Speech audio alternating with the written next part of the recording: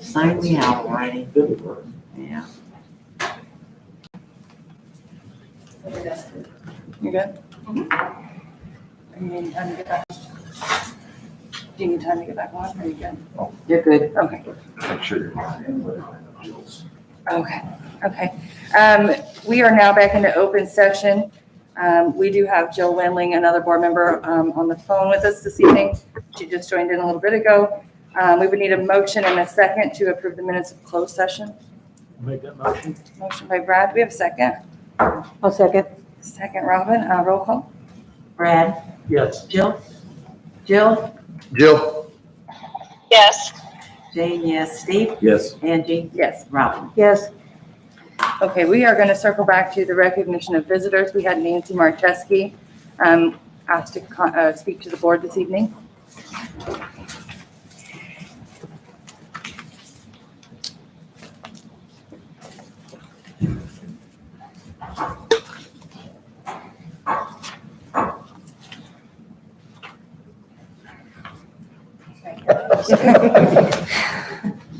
Whenever you're ready, Nancy. First, we just want to say we appreciate that y'all voted to learn more about the need for the do-rag for our students of color.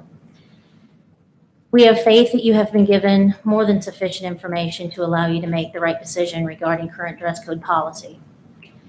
There are many students who have adorned many types of headwear over the school year. Obviously, those students weren't being disrespectful or a safety concern, since they continue to wear these items without discipline action being taken.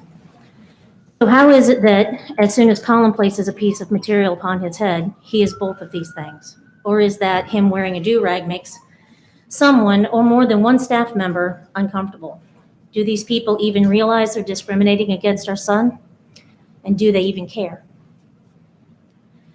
We wish we would say that this has been the first time one of our kids has endured discrimination while attending Unit 40 school, but that would be a blatant lie. It is stated there is zero tolerance of discrimination and racism within our schools. That looks great in writing, but what are we doing to enforce it?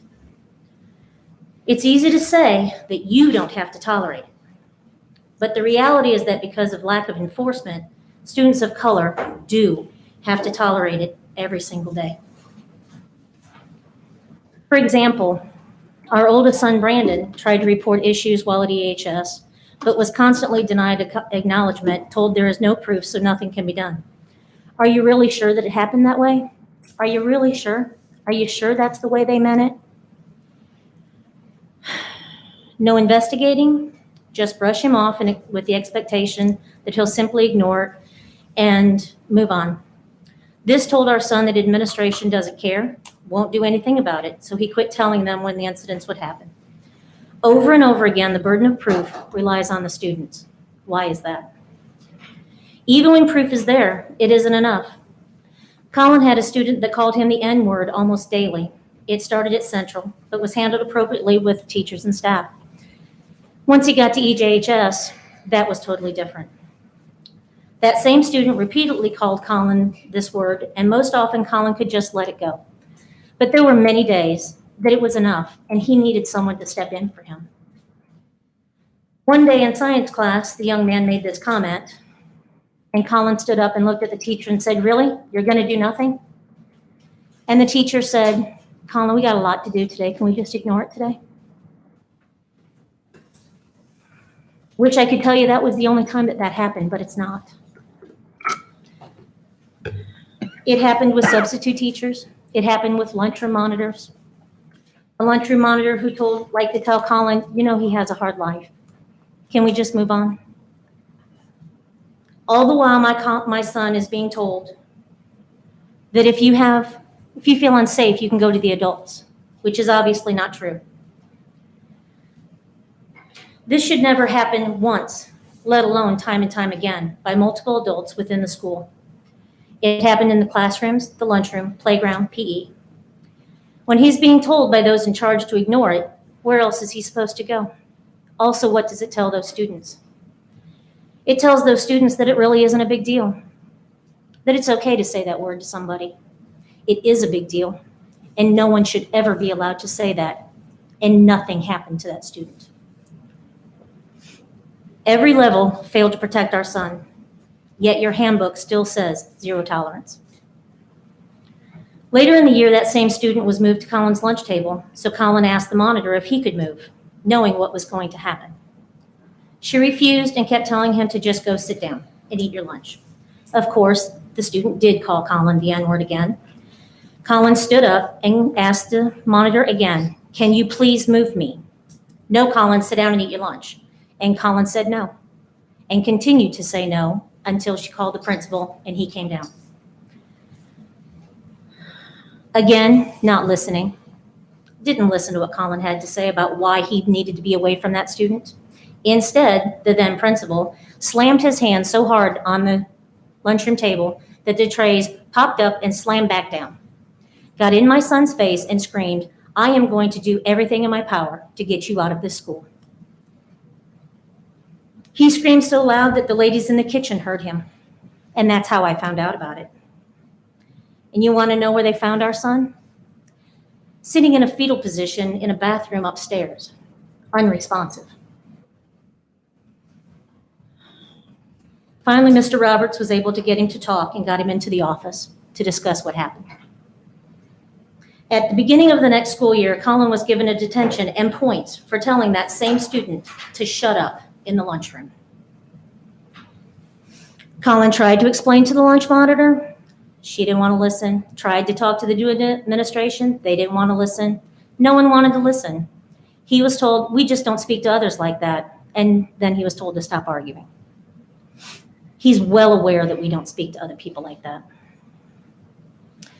We ultimately pulled him from the junior high in 8th grade due to constant targeting and discrimination and the inability for them to make this stop. Re-enrollment to Unit 40 for high school required our son to return to the junior high to take assessment tests. Not sure that this is normal protocol for other students coming from homeschool to attend high school, but that's what he had to do. He was given tests that were created according to the junior high curriculum, not the curriculum that I taught, which was very similar, but not exactly the same. How many of you can complete 45 pre-algebra questions in 55 minutes? That's what he was expected to do. We implore you to check and see how many other students have taken any of these tests. It won't take long to count to 1. Last year in math class, another student blurted out a comment very loudly, and it was of the sexual nature. To this day, I don't know what the student said, and I don't care. According to the teacher, the classroom erupted and many students having comments and laughing. Colin did make a comment. He said, "That's what she said." Should he have said it? No. But there was plenty of other things going on, plenty of other students saying things. However, Colin was the only student written up. And when he asked the teacher why, she didn't have a reason other than "You're being written up, you said it," and he didn't deny that. He said it. However, he shouldn't have been the only student to get in trouble, including the student that started it, got moved 2 seats away. Colin was the only student who was disciplined. He went down to the office to discuss with the then assistant principal and explain why he didn't think it was fair. Checked in with the office staff. The office staff notified the assistant principal that Colin was waiting to talk to him. He went and got a lunch tray instead of talking to Colin. While Colin was missing class, sit there and wait on him. The assistant principal wouldn't budge, told Colin he was following the teacher's recommendation. Colin got very upset and he felt it was unfair. And again, he felt discriminated against and the only student to get in trouble out of the entire situation. Ultimately, it ended in suspension because he was so frustrated and being singled out yet again. A driver's ed teacher who singles out both Brandon and Colin while describing steps to take when stopped by the police. "But you, Brandon, you'll need to do this because you're Black. You, Colin, this is what you'll need to do because you're different." And Colin got very upset, and the teacher could tell. He didn't say anything, he just sat there and stared at him. The teacher kept trying to talk to him, and Colin refused. Bell rang, everybody got up, they all walked out, and so did Colin. That teacher hollered for Colin to come back, he needed to talk to him, and Colin just kept on going. Teacher yelled again, and Colin kept going, followed him out to the hallway and yelled, "Colin Marcheski, you come back here, or I'm going to write you up for insubordination." And Colin turned around, looked at him, and said, "Go ahead."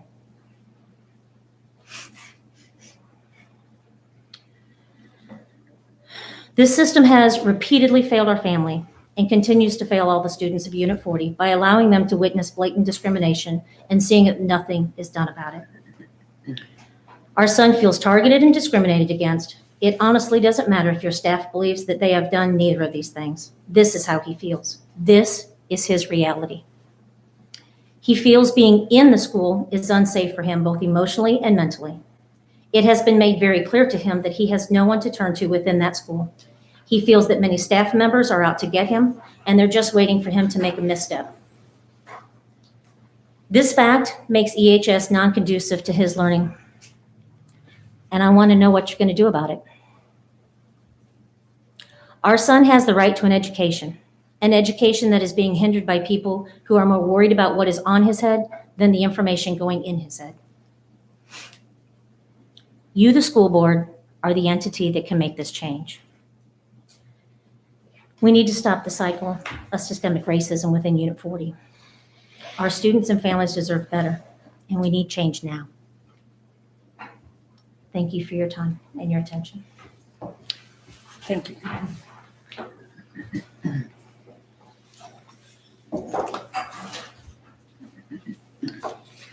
Okay.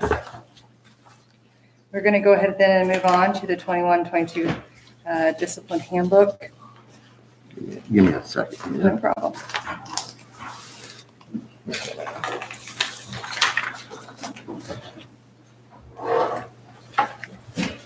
Okay. First item on the agenda is the handbook issue from the last meeting. So let me get to that point. This was, I wanted to bring up, first of all, just the process that's been followed during this whole, in exactly the process. So every year in spring, each building has a meeting in regards to handbook items. Those items are brought forward to the administration who are at the meeting. They do some research and then come back and make some recommendations to the full board. So in this situation, those were brought to the junior high school meeting. The research was provided at last meeting by Mr. Roberts, by Mr. Pullen and also some Mr. Roberts. And so that was provided to the board. At that meeting, the board felt that they need more information. So from that point to now, board members have individually done their own research, have asked many questions of staff, of myself, of legal, as we move forward. So that brings us to tonight, but I want to make sure that everyone understood this is the process, and we followed that process, the district has, and I want to make sure that everyone understands that.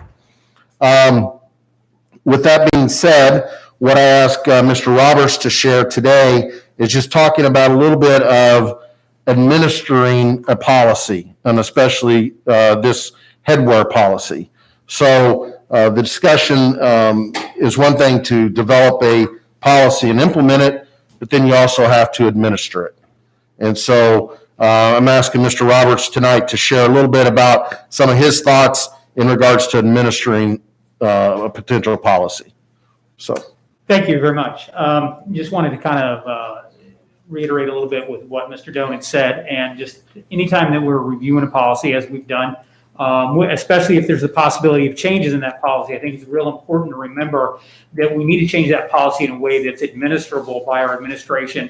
And quite frankly, a lot of times we forget about the staff. They have to administer that policy as well on a day-to-day basis in their classrooms or in PE or in the hallway, et cetera. So just a few things that I want to point out as you guys consider what policies you want to put into place. So one of those things is that any policy that puts the burden of proof on the staff member because of, say, vague terminology is pretty difficult for them to administer, and it has a potential to create a conflict between student and staff. So let me give you an example. So for instance, a policy may read something along the lines of any hats would be allowed unless it is disruptive to the learning environment or creates an unsafe issue in the classroom. So in this case, a teacher identifies a student that they feel has something on that is disruptive, and they would go and ask that student to take that off, and the students say, why do I have to take that off? And they would say, well, this hat is disruptive. And the student says, no, it's not. At that point, the burden of proof is on that teacher to prove to that student that it is disruptive to actually ask them to remove that hat. The example I might give is this: if you have a student in a classroom with a cowboy hat on, teacher goes up and asks for that to be removed because it's disruptive, because the person behind them can't see the board. The student very easily could say, well, they can look around me. And it has the potential to create some conflict with student and staff in the classroom because of that vague terminology, okay? So I'll give you another example that I feel that we have to be concerned with. It's kind of the same reason. So if there was suggested language that allow all hats and headwear with limits to ensure that they do not obstruct the view of the wearer's face, all right? So in other words, you could wear a hood, but it can't obstruct your face. In the same situation, if I go to that student and say, hey, you need to pull the hood back, or you need to pull the hood off because your face is obstructed, at that point, it's kind of subjective, and the student says, no, it's not. And so again, we create more conflict, and that's not only for the administration, but that is for your teachers that are every day talking with students about this. The last difficulty that I think that I should look at, and that is administrative policy. It's difficult to make a decision on which individual headwear items would be or would not be allowed. And so in that regard, we look at this as just be mindful of whatever policy you choose has to be able to be administered within the schools. And Mr. Doan asked me to speak on that. Any questions about what Mr. Roberts has shared? Which brings us to the point of recommendations in regards to options. So in talking with legal representatives for the district, at this time, the administration through the board asked for some guidance from the legal representation in regards to clarity and moving forward. And there's been two options that have been put on the table, and I'd like to share those. The first one for your review and obviously considerations for this evening.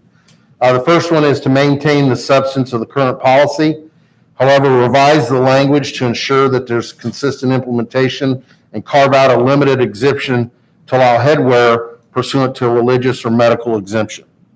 So we shared a policy with the board. It's in the packet in regards from the legal representatives on what that might look like. So that's one option. The other option would be to revise the policy to allow hats and other headwear, but with limits to ensure they do not obstruct the view of the wearer's face, ears, or other line of sight, and with the continued prohibition that any garment would be that's considered lewd or vulgar, obscene, or disruptive to the school environment, and or that promote illegal drug use would not be allowed. So we have two options there provided to the board from legal representation as well. I think what's important to understand is that the district has taken the information that's been provided, provided to the board from outside, and then also some of the research that Mr. Roberts has shared, and also taking in that legal advice that's been provided, and then making adjustments to existing policy. So I'm happy to, I think that's the process that we need to follow. I think that's the process that we did follow on this headwear policy. This is for all headwear, correct? Not just certain types. So that's kind of where we're at. Be open to any questions or clarifications, but that's the recommendations from administration and or feedback from the attorneys. So I guess I have that's where we're at. We have two possible items that want options to go with. And so it's really kind of a decision from the board's perspective on which direction to go at this time. The administration recommendation is to go with number one, maintain the substance of the current policy. However, revise the language to ensure consistent implementation, carve out a limited exemption for headwear pursuant to religious and medical exemptions. Okay, so I guess we'll go ahead and start then. Do we have a motion and a second for option one to alter the existing dress code policy to clarify and also allow headwear pursuant to the religious or medical exemption? I'll make that motion. Motion by Steve. Do we have a second? I'll second. Roll call? Jill, Jill?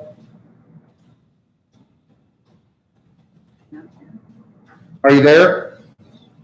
Yes, Is that a vote of yes? that is a vote for no. No. Okay. No. Jane, no. Steve, Yes. Angie, Yes. Robin, Yes.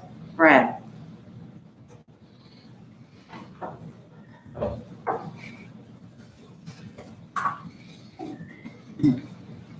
Well, that is a 3-3. Okay. I don't know if we Option two. Option two. We would need a motion and a second to alter the existing dress code policy to allow hats and other headwear, but with limits to ensure they do not obstruct the view of the wearer's face, ears, or other line of sight, and with the continued prohibition of any garments that would be considered lewd, vulgar, obscene, disruptive to the school environment, or that promote illegal drug use. Is there a motion? I'll make the motion. Motion by Jane, is there a second? I'll second that. Second, Brad, roll call? Jane, yes. Steve, No. Angie, No. Robin, No. Brad, Yes. Jill. Jill, Jill? I'm sorry, I can't hear. The option was, this is option two, motion the second to alter existing dress code to allow hats and other headwear, but with limits to ensure they do not obstruct the view of the wearer's face, ears, or other line of sight, with continued prohibition on any garments that would be considered lewd, vulgar, obscene, disruptive to the school environment, or that promote illegal drug use. Thank you, I can hear that. I'm voting yes for that. Well, we're at I guess I'll ask this. Well, we can move on and do the rest of the meeting. Okay. And then if we can address it later, if before the meeting's over, or we'll push it and whether gather more information or what direction we're going to go. So we will go ahead then and move on to the financial report with Mr. Fox. Okay. Thank you, Mr. Roberts and Mr. Pullen for coming in tonight. Sorry, go ahead. Okay. We ended March with a net fund balance of $27,763,142.01. Operating funds made up $21,515,083.56. And our HLS fund total is $3,490,979.28. Revenue received in the education fund, locally, we received $226,591.03. From the state, we received $597,444.17. And from the feds, we received $170,453.41. All expenses exceeding $5,000 are broke out separately inside your packet. And our recommendations this month would be to reimburse the interest account in the amount of $556.37, and the payment of bills totaling $942,105.12. Is there any questions for Mr. Fox? I did have one quick question, and sorry I couldn't get this to you ahead of time, but on the credit card statement, there is an $11,000 expense to NBD playgrounds. Mhm. What is East side? for each side? Was it for each side or what? Yeah, that's for each side. That's that's the indoor playground that'll be going into the cafeteria / gymnasium. And that's being purchased through the IDEA preschool flow-through grant. Perfect. Thank So you. that's not district revenue, so. Okay. Thank you. Any other That's it? Okay. Anybody else have a question? Okay. If not, we would need a motion and a second to approve the financial report, which is to reimburse the interest account in the amount of $556.37, and the payment of bills in the amount of $942,105.12. Motion. Motion by Steve, do we have a second? Second. Second by Brad, roll call? Steve, Yes. Angie, Yes. Robin, Yes. Brad, Yes. Jill, She must be gone. she gone? What Yeah. time did she leave? She's gone. Jane, yes. 7:43. Jane left this, or sorry, Jill. Says Only left that, at the 7:43. connection's bad, cannot hear, so.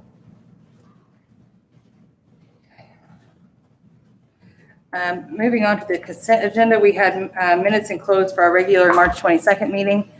We had a special board meeting on April 8th, a technology meeting on April 15th. The cafeteria report is enclosed on page 117. Student, teacher, and practicum students is on 120. Fundraisers is on 121, and there is one on there for Southside PTO. The event is virtual book fair. They can purchase books online. This is to provide funds to replenish books for the Southside Library. That will go on from April 19th to May 2nd. Are there any questions in the consent agenda? If none, then we need a motion and a second to approve the consent agenda. I'll make that motion. Motion by Robin, do we have a second? I'll second it. Second, Jane, roll call? Steve, Yes. Angie, Yes. Robin, Yes. Brad, Yes. Jane, yes. That's it. Okay, we're going to go ahead and move on to correspondence. There's quite a few here. Dear Mr. Doan, I suppose this is a thank you to the school district for the district's thank you. Though I may be overthinking this, I truly was touched by the thoughtfulness of the board and administration. Certainly, it was over the top kind of you to recognize and appreciate the secretaries with the gift card to Joe's. Our group is part of an amazing team of administrators, teachers, and support staff who come to work and give all they've got to our community's children. Seeing this every day motivates and inspires me to do the same. What a tremendous gift this is to me and most importantly to our children. Thank you again for the gift. I truly hope that all of our Unit 40 team members found this Easter break to be a time of refreshment and recharging, and most importantly, a time to spend with their home team. Sorry for the long note. Thank you for all you do, too, as you, the BOE team. Board members are super crucial to the direction of this awesome district. Deb Blankenship. Mr. Doan, I just wanted to drop a quick note of thanks for the Joe's gift card. We took full advantage of it this weekend with Family Home. We truly appreciate your thoughtfulness. Sincerely, Amy Donaldson. Mr. Doan, thank you so much for the gift certificate. Joe's is one of my favorite places to eat. Working with the supporting staff has been the key to keeping my sanity. I hope you had or have a wonderful Easter break. Linda Baker. Mr. Doan, thank you for the gift card. It was very much appreciated. Diane Teifel, Central School Cook. Board of Education, thank you so much for the potted plant in memory of my father-in-law. It was greatly appreciated. Angie and Shane Byers and family. Effingham Unit 40 Board, thank you for the gift card. I appreciate the thoughts of the cooks as this year is coming to a close. It has been a challenging 2021 year, but have learned and adapted to many changes to make the best for the kids. Looking forward to a great year, 21-22. P.S. I appreciate all the guidance and patience with us cooks. Thank you, Kathy Peters. Okay. Going to go ahead then and move on to the superintendent's report. Okay, the foundation report's enclosed, and just want to point out to the public and make sure that they're aware that this year the foundation has 54 scholarships for a total of $31,000 going to EHS graduates. So we want to say kudos and thank you to everyone who's donated, the leadership of the board of directors. You're making a difference in kids' lives, and we certainly appreciate that. Also, enrollment's enclosed. We've had one FOIA request. It's from Smart Procure. You'll see that every few months. It's pretty in-depth. I wanted you to see exactly what they asked for. So it's a lot of information, and that estimated cost to fulfill that request was around $450, and that's an estimate, okay? And that's all I have. We're going to go ahead and move on into the 21-22 calendar. The 21-22 calendar was closed. They're saying this should be the last year for a later start date, which is great. Yeah. Due to the remodel at the junior high. Did you have anything you wanted to add on that? No, I think we're trying to get back to normal. 5 days a week, full days. I guess I put that out there. So that's the goal. And hopefully we can continue to move over the summer towards that in our society in Illinois.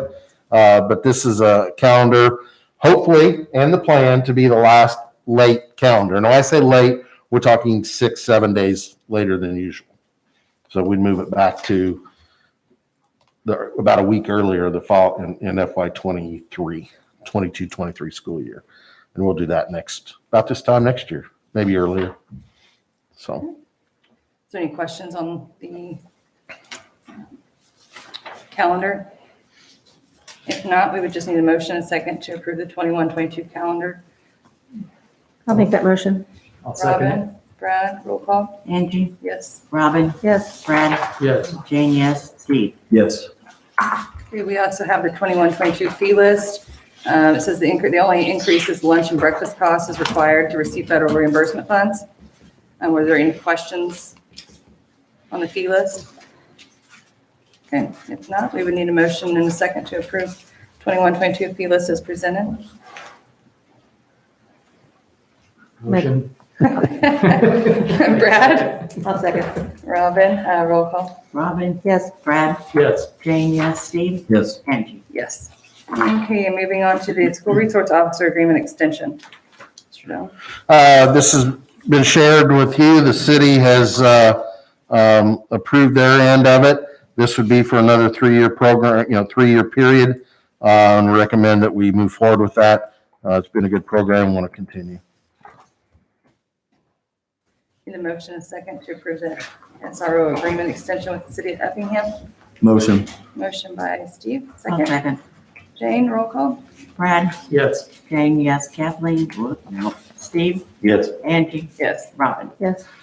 Okay, the technology committee recommendations for purchases. That's Jason. Okay.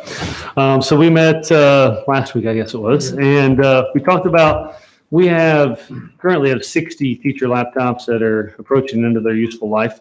They are the R950s, and so they are currently working the way we want them to, but we can't have our Wi-Fi service at the level that we want it to be with these devices. So we are asking that we replace those 60 devices. We have 30 at Central, 29 at the high school, and 1 at the junior high. So we'd like to update those teachers with brand new laptops.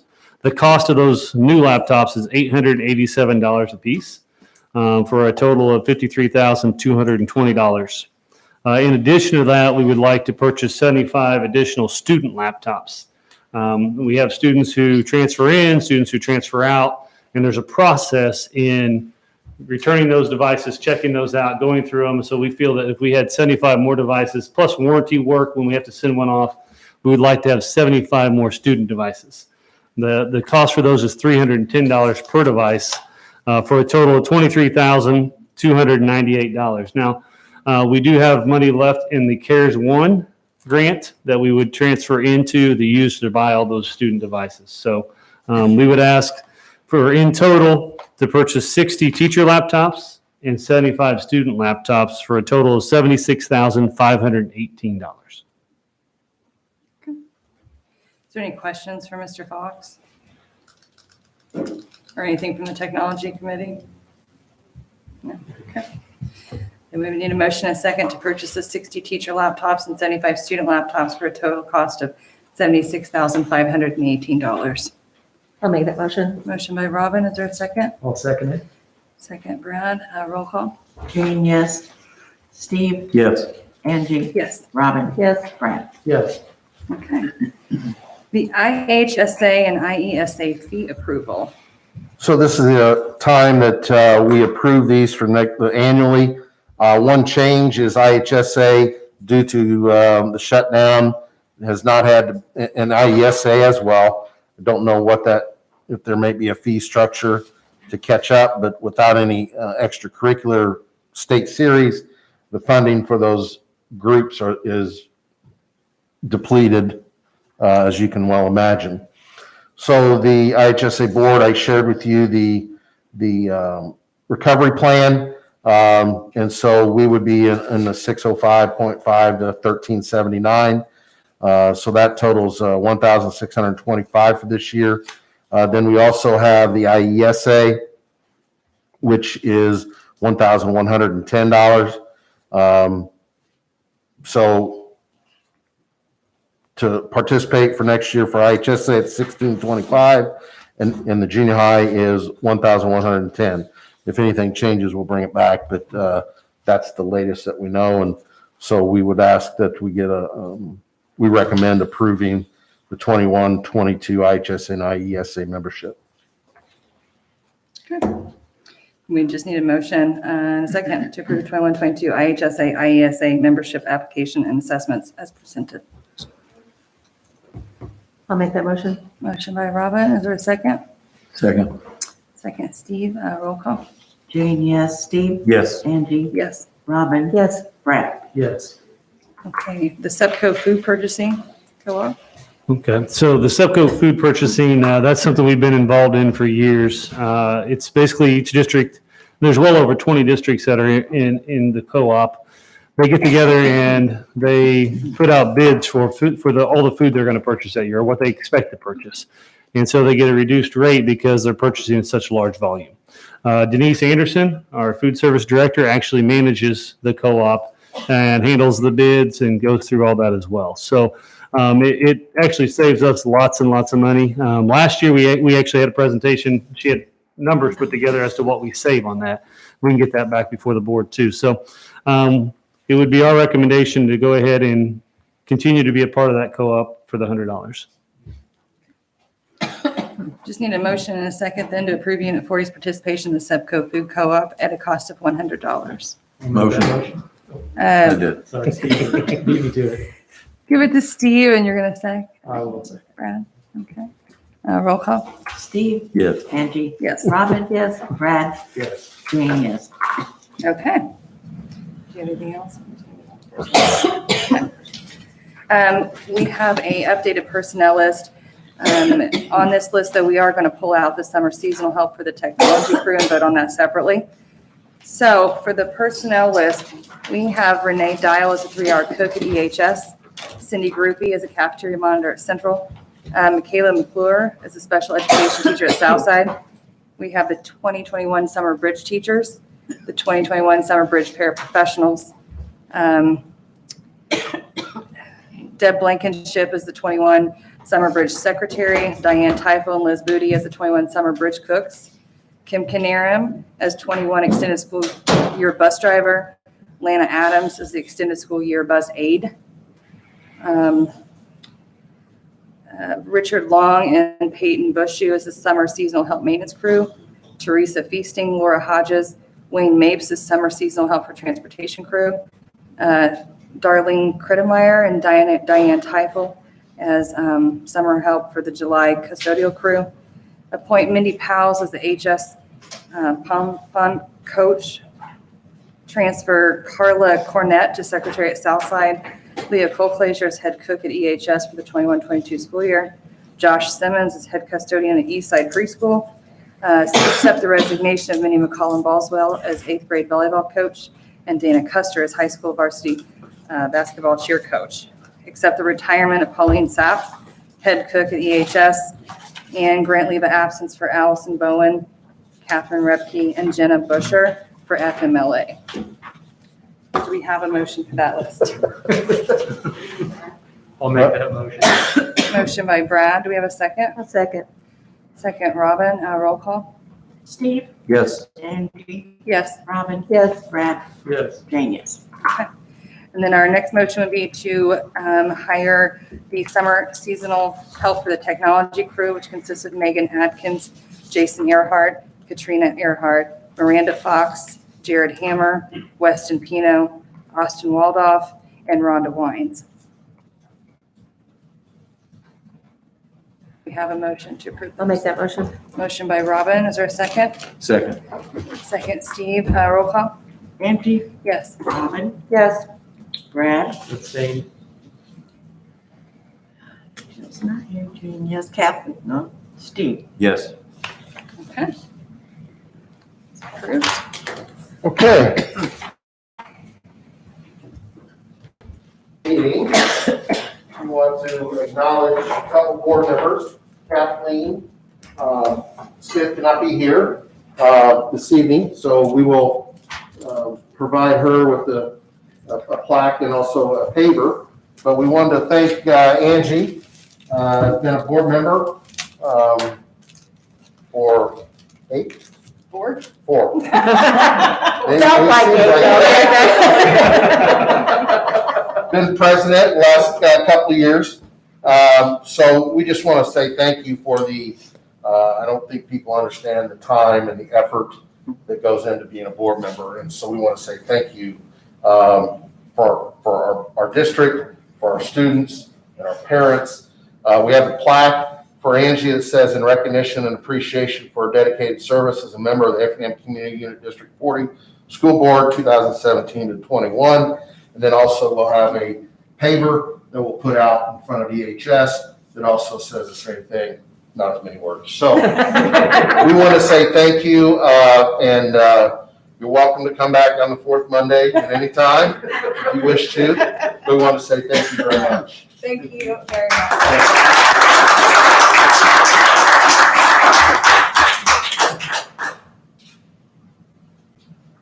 Thank you. Any I have really enjoyed my time in Unit 40 as not only a staffer, but a parent and a board member. And I will say that we have great people in our district. I respect each and every one of you. Wish you guys nothing but the best. And I look forward to just seeing, all the things that the district is going to do in the future, because I believe we have it here at Unit 40. So thank you for allowing me to be a part of your school district. Thank you.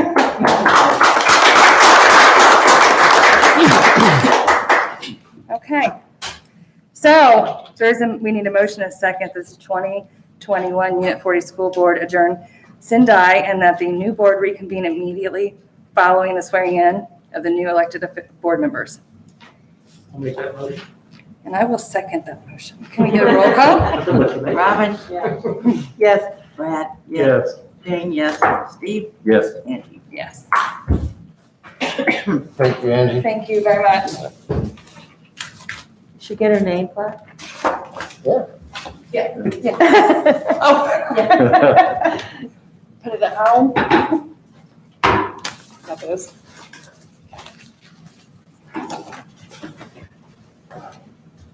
Okay. You're welcome. Oh, Yeah, that's tasty. Thanks. Thank you. I enjoyed it. Thanks. Don't run, Angie.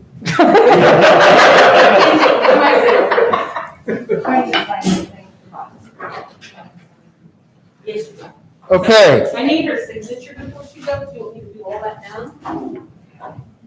Can you do two things at once? Sure. I know it'd be better than that. Let's say you probably already knew that answer. Okay, so we're going to reorganize, so that information that we've received, I have that note somewhere. Yeah. Can't find the numbers, but Chad Thompson, Chad, you want to come on up? You're the next contestant. Chad and Steve both ran and were elected at the April election. And so that leaves, we have 6, including Jill. So that'll leave one more seat that we'll address here in a few minutes. But I have provided a script and then also the oath of office. So the first thing that what will happen here, a few items that the board will complete, or we'll seat the new board members. they'll have to take the oath of office, and then we'll have election of officers, okay, who will assume the titles this evening. We'll establish regular meeting dates, and then also proceed with what we call business as usual. So where do we put the money? Who do we use as legal? Those types of things. So first item is to seat new board members, and here's the numbers. Unofficially, pretty close. We checked today. We just haven't received the official notification. Steve had 821 votes, and Chad had 722. And then, like I said, we'll have an open seat. The board will have an open seat. So the first thing we need to do is do the oath of office. So what we'll do is we'll ask the two board members, going to sit or stand? It doesn't matter. Well, doesn't matter to me. Let's stand. So instead of me leading you through the entire oath, what we'll do is that you've got the oath in front of you. It's rather long. So we'll just ask that you start that and then finish throughout that, and then that way you'll meet the requirement of taking the oath of office. Okay? So Do we need to raise our hand or anything special? you don't have to. Okay, good. If you would. Are we doing this together? Yes, you can get together. I, Steve Bone, do solemnly swear that I will faithfully discharge the duties of the office of member of the Board of Education of Effingham Community Unit School District 40 in accordance with the Constitution of the United States, the Constitution of the State of Illinois, the laws of the State of Illinois, to the best of my ability. I further swear that I shall respect taxpayers' interests by serving as a faithful protector of the school district's assets. I shall encourage and respect the free expression of opinion by the fellow board members and others who seek a hearing for the board while respecting the privacy of students and employees. I shall recognize that a board member has no legal authority as an individual and that decisions can be made only by majority vote at a public board meeting. I shall abide by majority decisions of the board while retaining the right to seek changes in such decisions through ethical and constructive channels. As part of the Board of Education, I shall accept the responsibilities of my role in the equitable and qualified education of every student in the school district. I shall foster with the board extensive participation of the community, formulate goals, define outcomes, and set a course for Effingham Unit 40. I shall assist in establishing a structure and environment designed to ensure all students have the opportunity to attain their maximum potential through a sound organizational framework. I shall strive to ensure a continuous assessment of student achievement and all conditions affecting education of children in compliance with state law. I shall serve as education's key advocate on behalf of students and our community schools to advance the vision of Effingham Unit 40. And I shall strive to work together with the district superintendent to lead the school district toward fulfilling the vision of the board which was created, fostering excellence for every student in the areas of academic skills, knowledge, citizenship, and personal development.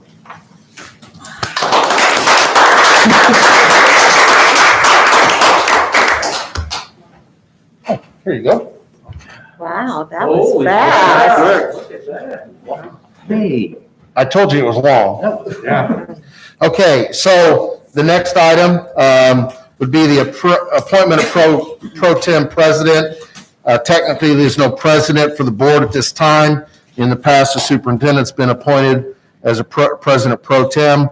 And I would whoever is pro tem would lead only until a president is selected. So we got a script to follow, so we'll just kind of go through. In the past, the superintendent has been nominated for the president pro tem, and then we go through the process of selecting a president. So I'll just follow this script that the nominations are in order. Excuse me. Would anybody want to make a motion and second to appoint Superintendent Mark Dillon as president pro tem? I'll make that motion. Brad, do we have a second?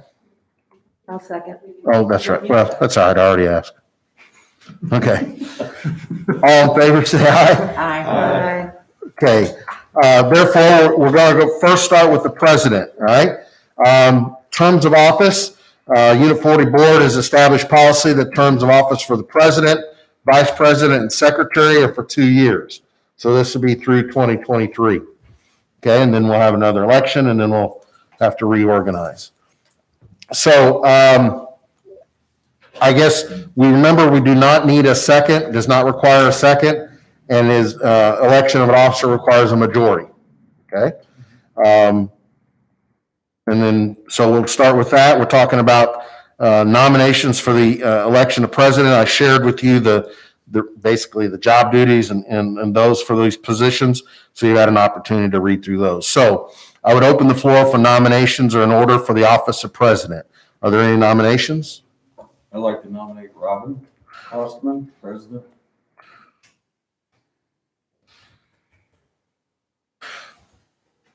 Are there any other nominations?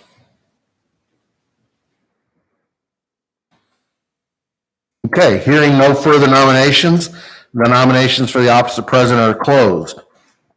If there's only one nomination, which we have, the president pro tem may recognize the election of Robin Klosterman without asking for votes. So Robin, congratulations. You're now the president of Unit 40 Board of Education. So you want to stay there? You want to move up here? It doesn't matter. Why don't you don't mind?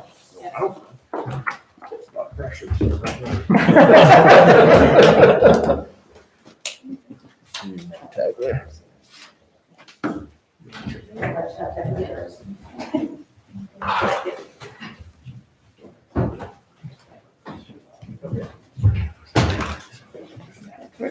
Thank you. Do you need a script? I do, I did. Get the cheap seats there. Sorry.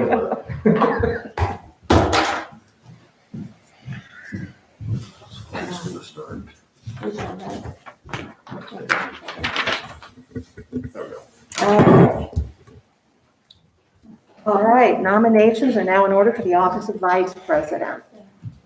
I would like to nominate Joe Lindling. Bill Wendling is nominated. Are there any other nominations for the office of vice president?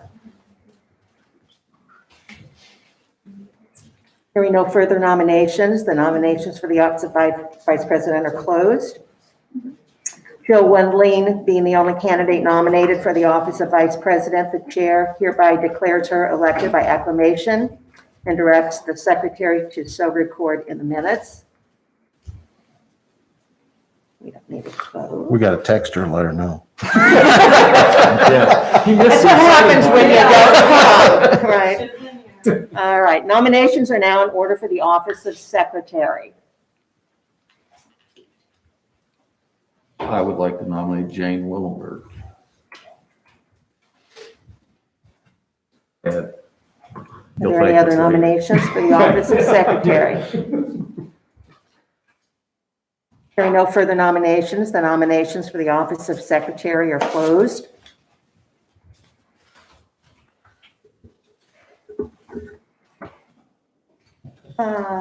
Okay, Jane Willenberg being the only candidate nominated for the office of secretary, the chair hereby declares her elected by acclamation and directs the secretary to so record in the minutes.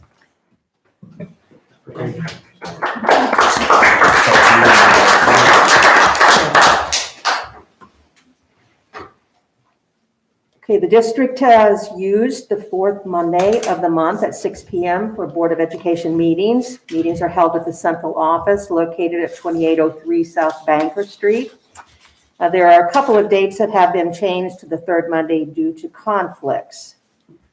Recommendation, motion, and second to set the regular board meeting date as the fourth Monday of the month unless specified otherwise in the schedule. I'll make that motion. Is there a second? Roll call? Steve, Yes. Robin, Yes. Brad, Yes. Jane, yes. Chad, Yes. Motion carries. Proceeding to business of the district, the board is seen as a corporate body that continues regardless of changes in its membership. A, retain Midland Bank of Effingham as the depository for school district funds. B, retain Jason Fox as school district treasurer. In the absence of Jason Fox, Penny Weedman would perform the duties of treasurer.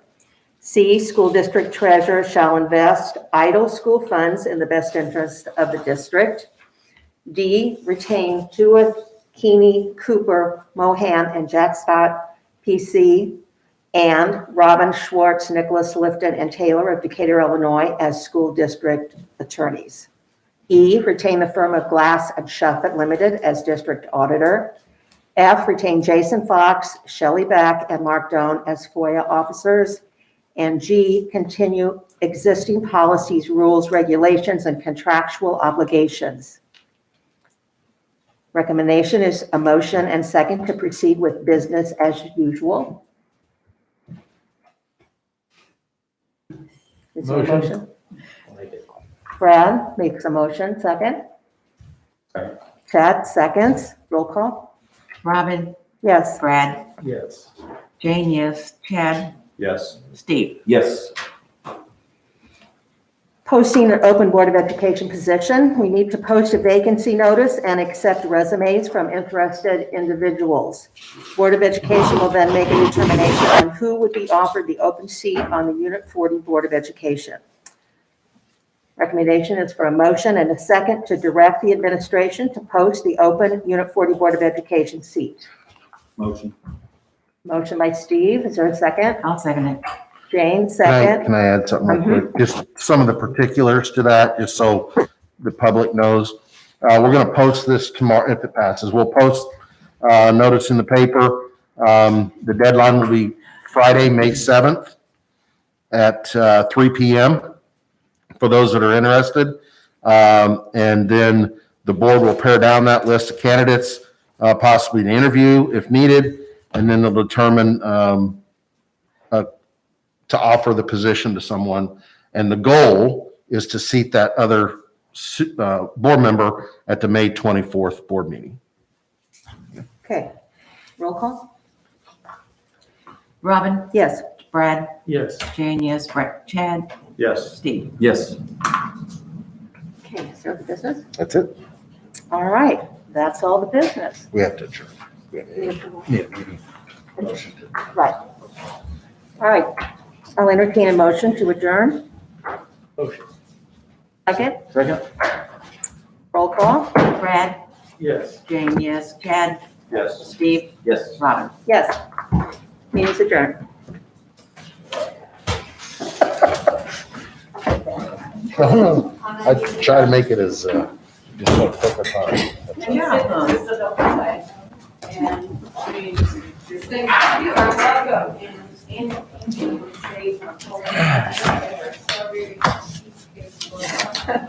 Whoa. Gosh, that was so tempting. Yeah. That's how you get the best part. Chad, can you do May 4th, Tuesday at 5 o'clock?